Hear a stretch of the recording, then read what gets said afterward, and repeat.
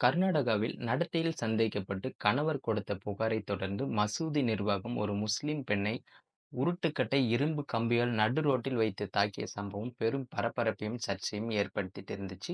இது எங்க நடந்தது? இந்த பிரச்சனைக்கான மூல காரணம் என்னன்னு வாங்க விரிவா பார்க்கலாம். கர்நாடக மாநிலம் தாவரகெரேவைச் சேர்ந்தவர் ஜமால் அகமது சமீர்.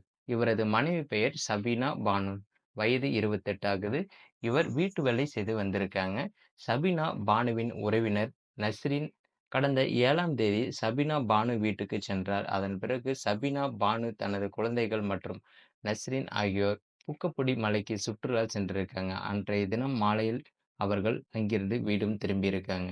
இரவு நேரம் ஆனதால் சபீனா பானு நஸ்ரீனை வீட்டில் தங்க கூறியிருக்காங்க. அவரும் வீட்டில் தங்கியிருக்காங்க. அப்போது இருவருக்கும் தெரிந்த பயாஸ் என்பவர் வீட்டுக்கு வந்திருக்காங்க. அவரும் வீட்டிலே தங்கியிருக்காங்க. வீட்டை விட்டு சென்றிருந்த பினா பானுவின் கணவர் ஜமால் அகமது சமீர் வீடு திரும்பியிருக்காங்க.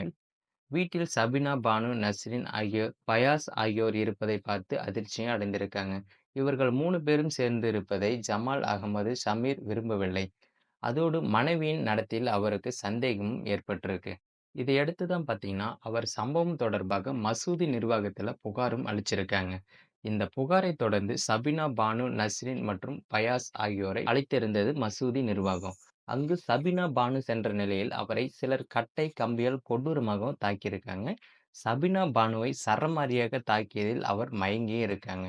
இதனை அங்கிருந்தவர்கள் செல்போனில் வீடியோவும் எடுத்திருக்காங்க. இந்த வீடியோ தற்போது இணையதளத்துல ரொம்பவே வைரலா வந்துட்டு இருக்கு. இது பற்றி சபினா பானு சார்பில் தாவரகெரே போலீசார் விசாரணையை தொடங்கியிருக்காங்க. இந்த விசாரணையை தொடர்ந்து போலீசார் ஒரு 6 பேரை கைது செஞ்சிருக்காங்க. பொது இடத்துல ஒரு பெண்ணை இந்த மாதிரி தாக்கிய சம்பவம் பெரும் சர்ச்சையை ஏற்படுத்தியிருக்கு. பார்க்குறவங்கள கண் கலங்கவும் வச்சிருக்கு. மேலும் இது போன்ற கிரைம் நியூஸை உடனுக்குடன் தெரிஞ்சுக்கணும்னா மறக்காம நம்ம சேனல் சப்ஸ்கிரைப் பண்ணி தொடர்ந்து ஃபாலோ பண்ணுங்க.